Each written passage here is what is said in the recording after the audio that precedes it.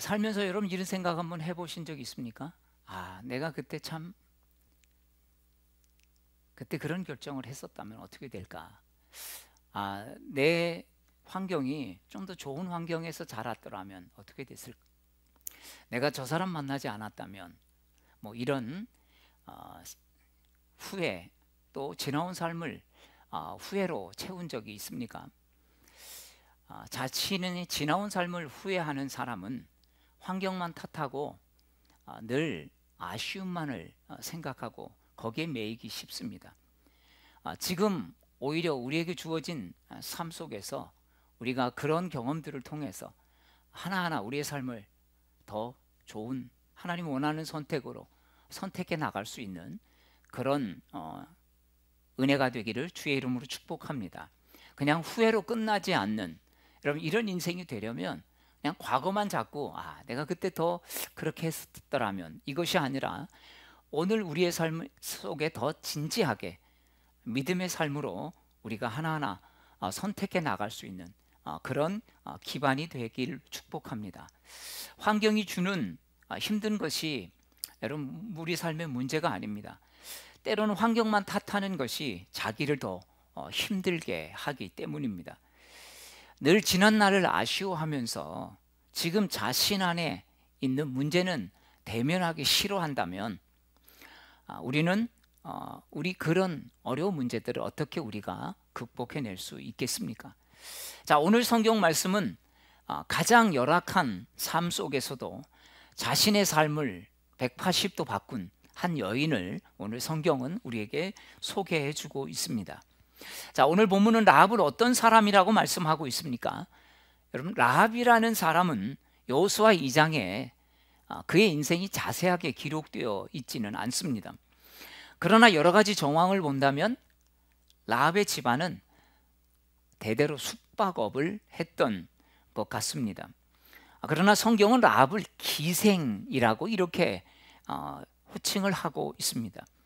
이것은 점잖게 표현한 것이고, 이것은 히브리의 원어적인 표현을 보면 창녀에 좀 더 가까운 것이라고 할 수 있습니다. 이 기생이라고 하는 이 단어를 통해서 라합이라고 하는 여인이 그동안 어떤 삶을 살았는지를 우리는 볼 수가 있습니다. 라합이 이렇게 좋지 않은 환경 가운데 있었지만 라합의 인생이 180도 바뀐 사건이 하나 소개되고 있습니다.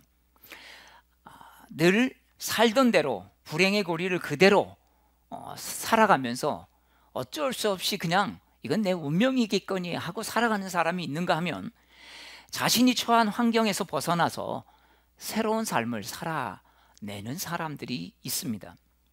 라합은 불행한 환경에서도 자신을 찾아온 이스라엘 정탐꾼과의 만남을 계기로 새로운 인생을 살고자 결단하는 그 사건이 바로 오늘 말씀에 기록이 되어 있습니다.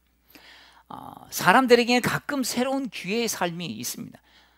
세상 사람들은 이렇게 말하죠. 인생을 바꿀 3번의 기회는 누구에게나 다 온다라는 것입니다.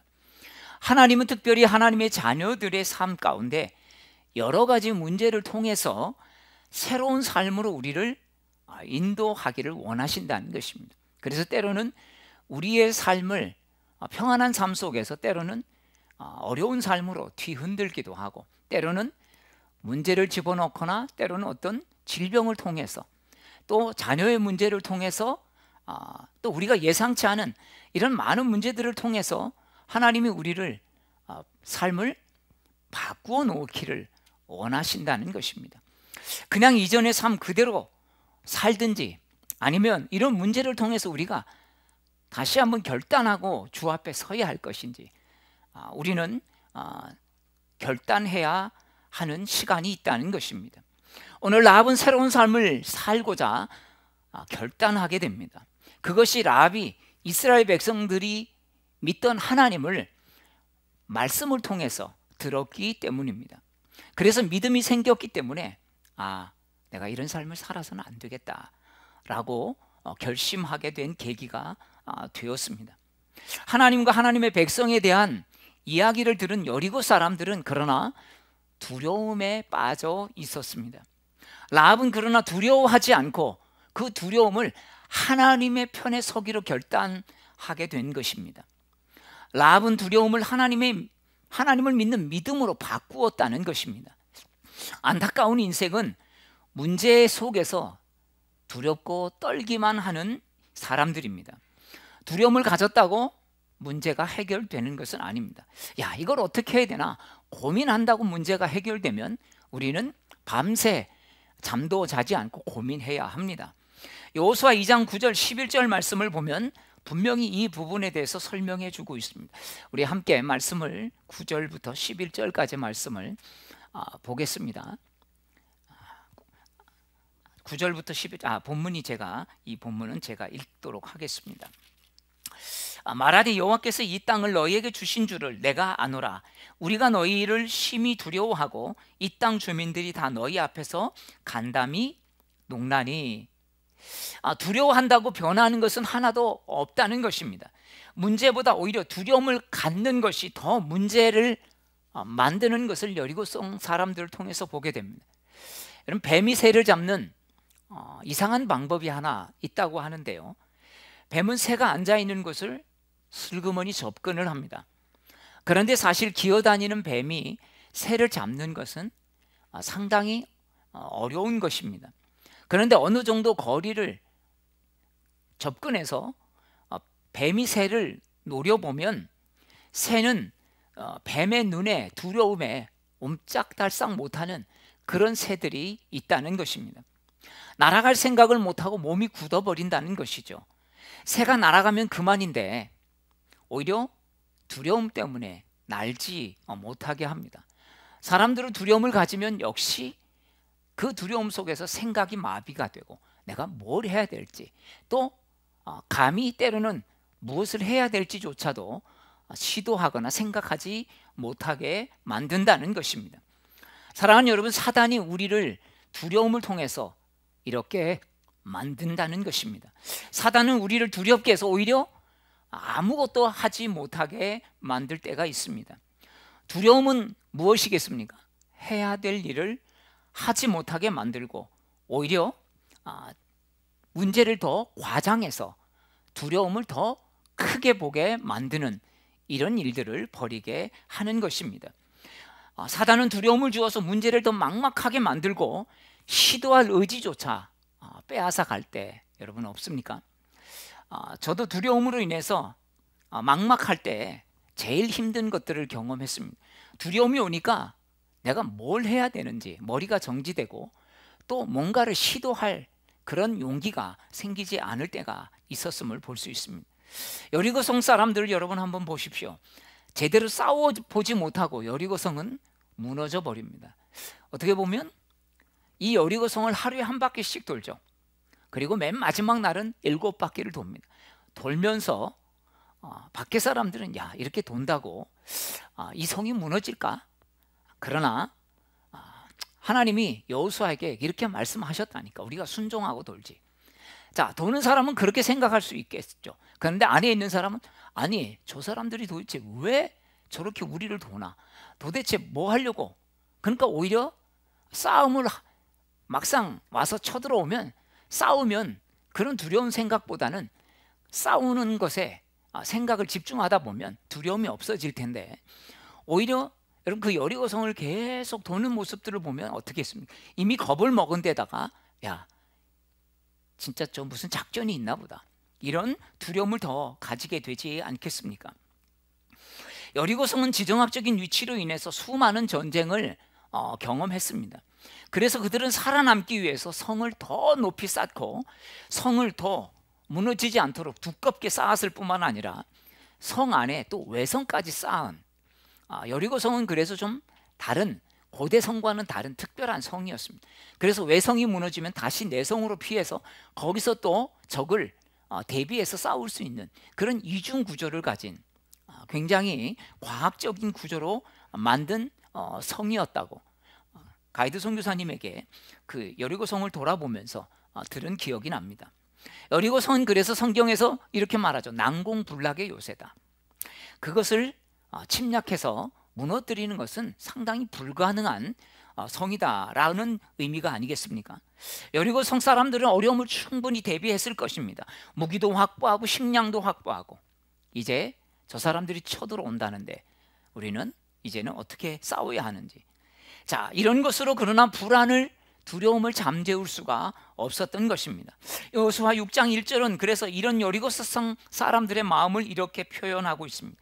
이스라엘 자손들로 인해 여리고는 굳게 닫혔고 출입하는 자가 없었더라. 여리고 성 사람 안에 있는, 그런데 라합은 달랐습니다. 이 두려움으로 끝내지 않았습니다.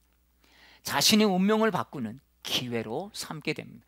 그래, 어차피 죽는다면 나는 하나님 믿고 죽을 거야, 그런 결단을 하게 됩니다. 라합은 전부터 아마 자신의 인생 속에 이런 물음을 가졌던 것 같습니다. 야, 내가 이렇게 살아서는 안 되겠다. 내가 이렇게 살아서는 안 되겠다. 그런데 그런 라합에게 어느 날 하나님에 대한 이야기가 들려집니다. 라합은 이것을 하나님이 내게 주신 복음으로 들었을 것입니다. 하나님에 대한 이야기를 듣고 믿음이 생겼습니다. 여러분, 말씀을 듣는다고 다 믿음이 생기나요? 하나님이 그런 은혜를 베풀어 주신 것입니다. 내가 하나님을 믿는 것이 내가 살아갈 유일한 방법이구나. 국제제자훈련회에서 제가 그 세미나를 3박 4일 하면서 세븐 하빗이라고 하는 성공하는 사람들이 7가지 습관, 이 하빗 책을 가지고 이 세미나를 한 적이 있는데, 어느 강사가 와서 강의를 하면서 자신의 그 간증을 하는 것입니다. 자신은 우리 은행에서 우리 은행원들을 연수를 맡아서 연수원에서 교육을 담당하는 교수라고 자신의 직업을 밝혔습니다. 인생에서 자신은 한 번도 제대로 어려움을 겪어보지 못하고 어떻게 보면 너무나 순탄하게 살아왔다는 것입니다. 그런데 결혼하고 첫 아이를 낳으면서 정말 그의 인생이 지옥이 되었다라고 이야기합니다.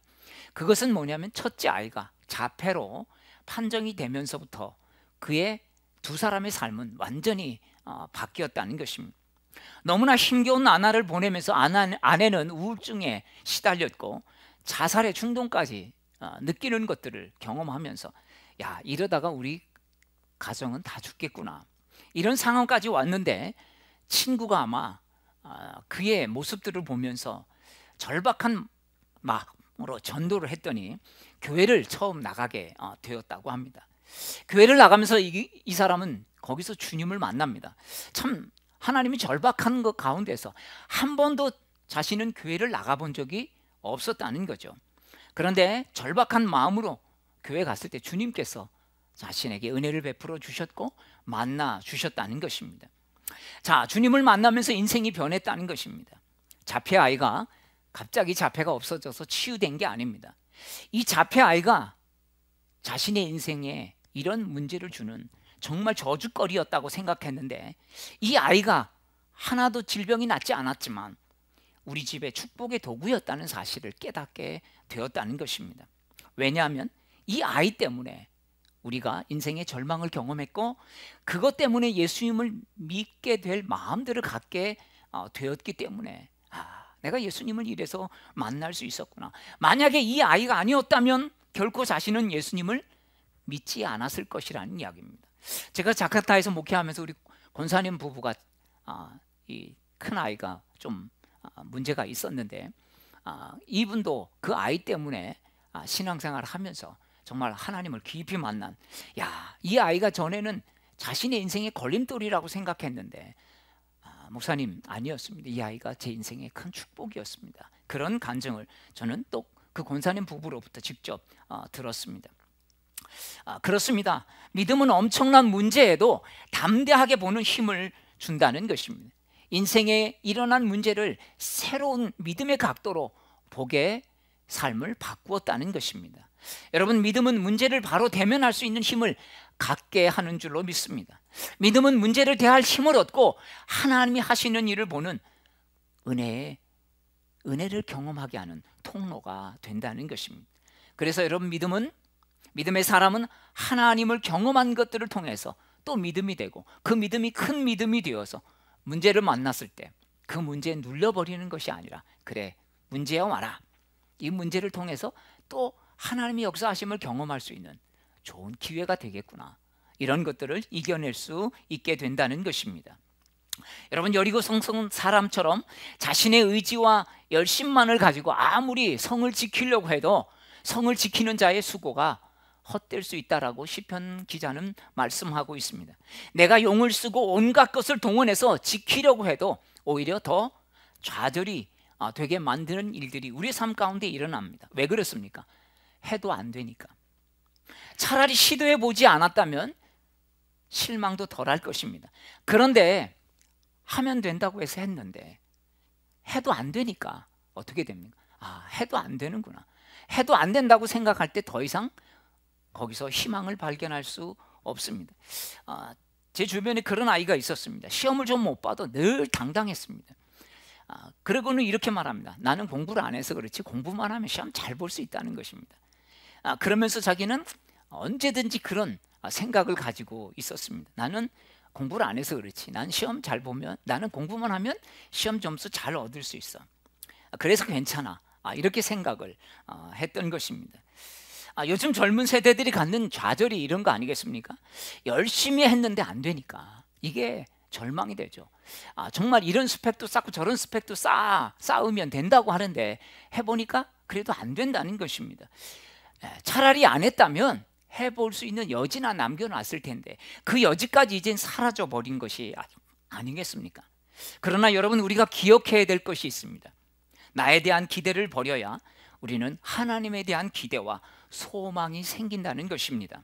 내가 했을 때는 하지 못했지만 하나님이 함께라면 주님의 도우심 가운데 우리는 어떤 것이든 하나님은 우리에게 좋은 것을 주신다는 여러분 믿음이 생기기 때문입니다. 예수님은 누가복음 18장 27절에서 이렇게 말씀하고 있습니다. 무릇 사람이 할 수 없는 것을 하나님은 하실 수 있느니라. 무릇 사람이 할 수 없는 것은 하나님이 하실 수 있느니라.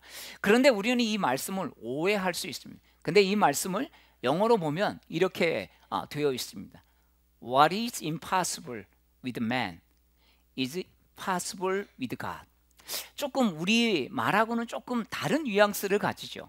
그냥 사람은 할 수 없을 때 하나님은 하신다라는 게 아니라 하나님과 함께 할 수 있다라고 말씀하고 있는 것이 아니겠습니까?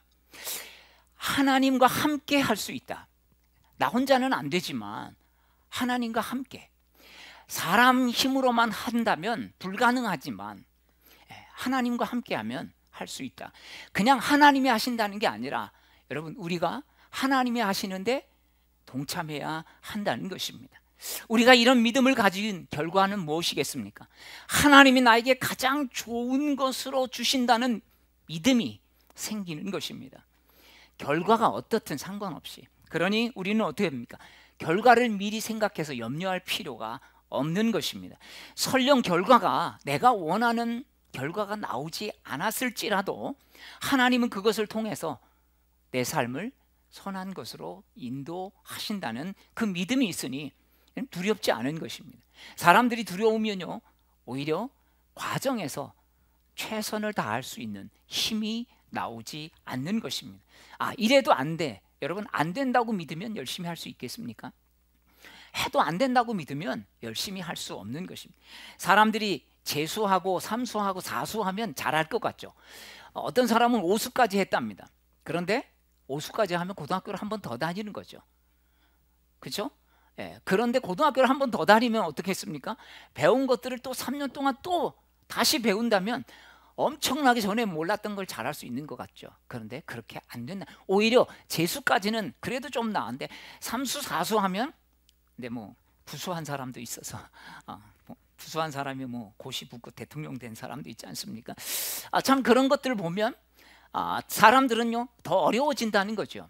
왜 그렇습니까? 자꾸 불안한 마음들이 오히려 공부하는데 집중하지 못하게 한다는 것입니다.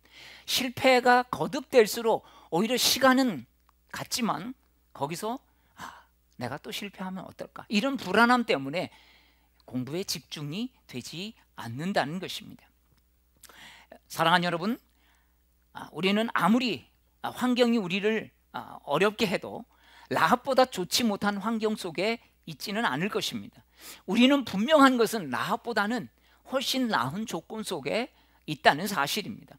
하나님이 주신 믿음으로 라합의 삶을 바꾸었다면 하나님은 역시 우리에게도 삶을 바꿀 만한 힘을 주시지 않겠습니까? 하나님은 라합의 삶을 바꾸셨다면 하나님은 오늘 우리의 삶도 바꾸어 주실 수 있다는 것입니다. 아멘이십니까? 하나님은 환경을 탓하고 문제를 탓하고 하나님의 자녀들이 살기를 바라고 있지 않습니다. 하나님은 라합처럼 우리가 지금 내가 어떤 상태에 있든지 믿음으로 반응하기를 원하시는 것입니다. 그러면 하나님은 우리의 삶 가운데 위기를 또한 기회로 바꾸어 놓으시는 것입니다. 라합은 좋지 않은 환경에서 자신의 인생을 기회로 삼기 위해 목숨을 건 결단을 합니다. 라합과의 차이가 있겠죠. 라합은 자신의 인생을 바꾸고자 자신의 삶을 결단하게 됩니다. 여러분, 라합이 이렇게 할 수 있었던 간절함이 어디서 나온 것입니까? 하나님의 말씀을 듣고 믿음이 생겼기 때문입니다. 여러분, 말씀을 듣는다고 다 믿음이 생기는 건 아닙니다.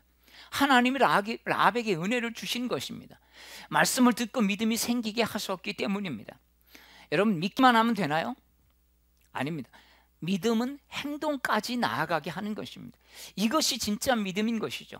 그걸 어찌 알 수 있습니까? 정탐꾼들을 용기 있게 즉 숨겨주는 것입니다. 만약에 이것이 발각된다면 이 가족은 몰살당할 수도 있습니다. 그렇지만 나는 그렇게 살아도 나는 하나님을 믿겠다. 이게 내가 사는 길이 분명하기 때문에 이걸 결단하게 되는 것입니다.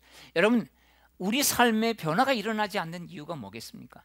그것은 내가 이런 결단 속에서 이것을 대가를 지불하려고 하는 마음이 없기 때문입니다.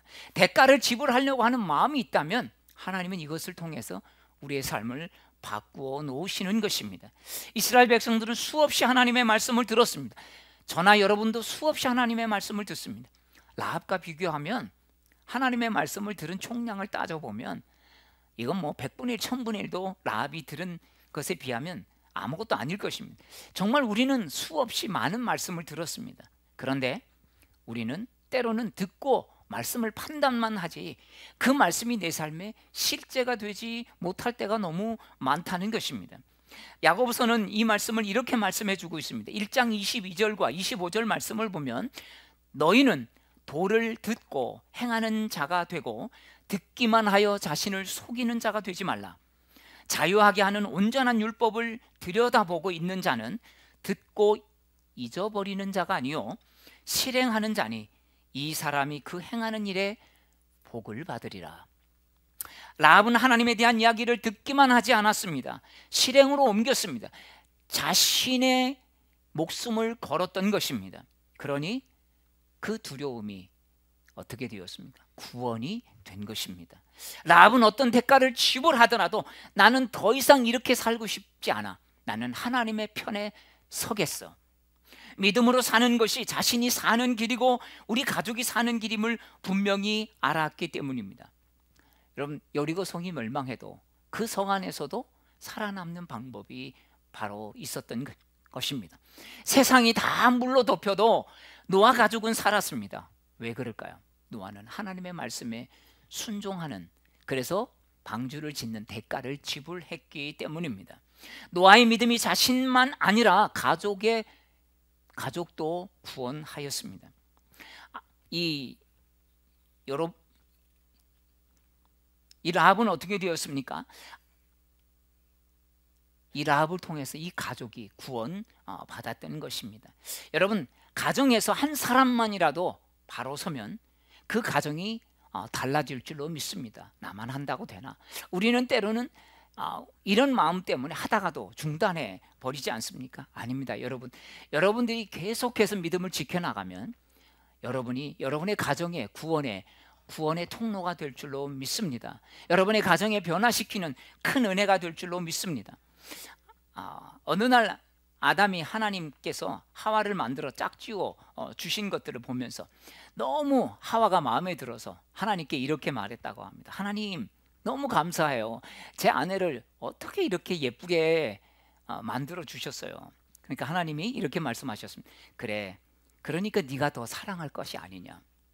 그러면서 조금 이제 시간이 지났습니다. 그런데 또 아담이 하나님께 이렇게 말합니다. 하나님, 하와를 어떻게 저렇게 여리게 만드셨어요?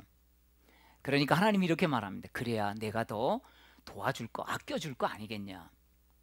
어느덧 지나다 보니까 또 하와가 하나님께 이렇게 묻습니다. 하나님, 하와가 좀 맹한 것 같은데 왜 저렇게 하나님 맹하게 만드셨습니까?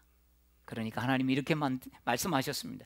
그래야 제가 너 같은 사람하고 살 거 아니겠냐. 여러분, 우리 모두에게는 누구나 예외 없이 참 단점이 있고 또 장점이 있습니다. 여러분, 부부가 같이 살다 보면 연애할 때는 몰랐던 그런 많은 문제들이 보이지 않습니까? 이런 것만 보면 서로 불평하고 또 탓할 수밖에 없습니다. 그런데 여러분, 부부란 또 가족이란 뭐겠습니까? 서로 부족한 것을 감싸주고 또 모자란 것을 채우며 사는 것, 이것이 부부요 가족인 것입니다.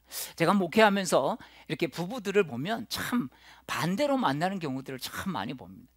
남편과 아내가 너무 성향이 다른 것들을 봅니다. 왜 그럴까요? 제가 은사 배치를 하면서도 그런 말씀을 드렸는데, 하나님이 서로의 부족한 것들을 보완해 주기 위해서 서로 다른 성향의 사람들로 살게 하신 거죠. 그래서 연애할 때는 어떻습니까? 나하고 다른 게 매력으로 온 것입니다. 같아서 매력이 아니라 나하고 너무 다르기 때문에. 좀 마른 사람은 좀 통통한 사람을 좋아하죠. 내가 말랐기 때문에. 또 키가 좀 큰 사람은 또 아담한 사람을 좋아하고, 또 작은 사람은 자기가 부족한 게 있으니까 좀 키 큰 사람을 좋아. 뭐 성격도 내향적인 사람은 외향적인 사람을 좋아하고, 좀 이런 다른 부분들이 있습니다. 왜 그렇겠습니까? 서로의 부족함을 채워주고 서로 보완하면서 같이 살아가도록. 그래서 하나님이 그렇게 마음에 들게 하면서 결혼시킨 것입니다. 여러분, 이럴 때 우리는 내 삶 속에서, 내 가정에서 하나님이 이렇게 우리를 짝지어 주시고 우리 자녀들을 이렇게 주신 것들을 분명히 볼 수 있어야 하겠습니다. 정말 주님의 보혈 아니고서는 우리 가정을 하나로 만들 수 있는 것이 뭐겠습니까? 그래서 하나님께서 이렇게 우리를 짝지어 주셨구나, 부부가 되게 하셨구나, 또 저 아이를 또 내 자녀로 삼아 주셨구나, 이렇게 우리가 볼 수 있어야 하는 것입니다. 라합은 여인, 즉 하나님을 알기 전에 다른 사람에게 손가락질 받으며 살았던 이방 여인이었습니다. 그런데 라합은 하나님에 대한 믿음이 생겼고 새롭게 결단한 결과 가정에 연속되는 불행을 끊어낼 수 있는 그런 삶이 되었던 것입니다. 라합은 열악한 환경에서 그것을 극복하고 인생을 역전시킨 한 여인이었습니다. 뿐만 아니라 라합은 다윗 가문의 선조가 되었습니다. 더 나아가 예수님의 혈통을 잇는 존귀한 인생이 된 것을 볼 수 있습니다. 사랑하는 여러분, 이런 우리의 삶 속에서도 하나님의 은혜가 임하게 되기를 축복합니다. 환경이 중요합니다. 사람은 환경의 영향을 받을 수밖에 없기 때문입니다. 그러나 여러분, 어려운 환경 속에 불리한 문제가 많다고 그것을 탓하는 사람은 절대로 그 환경을 이겨낼 수가 없습니다. 오히려 그 환경에 빠져서 침몰할 수밖에 없습니다. 그 환경이 디딤돌이 아니라 그냥 그 인생을 걸려 넘어지게 하는 걸림돌이 되고 말 수밖에 없다는 것입니다. 그러나 우리 하나님은 믿음을 통해서 이 걸림돌 같은 문제들을 디딤돌로 바꾸어 주시는 줄로 믿습니다. 여러분, 비행기를 탈 때마다 신기했던 적이 있습니까? 비행기를 타는 게 신기한 게 아니라, 저는 비행기를 타면서 그런 생각을, 이렇게 큰 비행기가 이게 하늘을 뜬다는 게, 여러분, 비행기가 보통 보잉 747 정도는 한 180톤 정도 된다고 합니다. 180톤이면 1톤 트럭 180개가 하늘을 뜬다고 생각해 보십시오. 에어버스 380은 한 400톤 정도 나간다고 하는데, 이것들을 한번 보십시오. 400톤이면 1톤 트럭이 400대가 아니겠습니까? 이 무거운 것들이 여러분 뜬다고 한번 생각해 보십시오. 그 무거운 거 뜨는데 저는 60kg 정도밖에 안 되는데 제 몸은 아무리 뛰려고 해도 날지도 않습니다. 왜 그럴까요? 중력을 이기는 추진력과 양력이 있기 때문에 비행기는 뜨는 것 아니겠습니까? 우리는 100km 미만인데도 조금이라도 날 수가 없습니다. 내가 부지런히 연습한다고 여러분 날 수 있을까요? 훈련하지 않아서 날아보겠다는 의지가 부족해서 날지 못하는 것입니까? 우리는 지구 중력의 지배를 받기 때문에 날 수가 없습니다. 우리 인생도 마찬가지로 환경의 지배를 받는 것은 분명합니다. 그래서 이런저런 모양으로 제약이 많은 것입니다. 하지만 여러분, 내가 열심히 노력하지 않아서 여러분 안 되는 것만이 아닙니다. 아무리 연습해도 날 수 없는 것이 있고 아무리 해도 안 되는 부분들이 있다는 것입니다. 그러나 비행기에 내 몸을 실으면 날 수 있듯이 마찬가지로 우리 힘으로 할 수 없는 것을 주님과 함께 하면 바로 우리는 그 일을 이루어낼 수 있다는 것입니다. 주님이 함께 하시면 환경을 이기고 나아갈 은혜를 입게 되는 것입니다. 사랑하는 여러분, 지금 내 삶과 환경이 너무 크게 보일 때가 있습니까? 믿음으로 예수 그리스도 앞에 나아갈 수 있게 되기를 바랍니다. 여러분, 지금 정말 어려운 절망 속에서도 내가 이겨낼 수 있는 힘은 하나님이 주시는 것입니다. 예수님은 두려움을 이기도록 우리를 붙잡아 주신다는 사실입니다. 우리가 이 믿음을 끝까지 붙들고 주님 나라 갈 때까지 그 믿음 가운데 살아가시는, 그래서 저와 여러분들 되기를 축복합니다. 한 주간의 삶 속에서 또 우리의 삶을 뒤흔드는 문제가 발생할지도 모릅니다. 그러나 그럴 때마다 하나님께서 이러한 문제들을 통해서 우리의 삶을 주님께 믿음으로 나오게 하시는구나, 이러한 것들을 깨닫고 더 믿음의 주에 온전케 하시는 주님을 바라보며 한 주간 살아내시는 저와 여러분들 되기를 주의 이름으로 축복합니다. 기도하겠습니다. 우리 먼저 기도하기 전에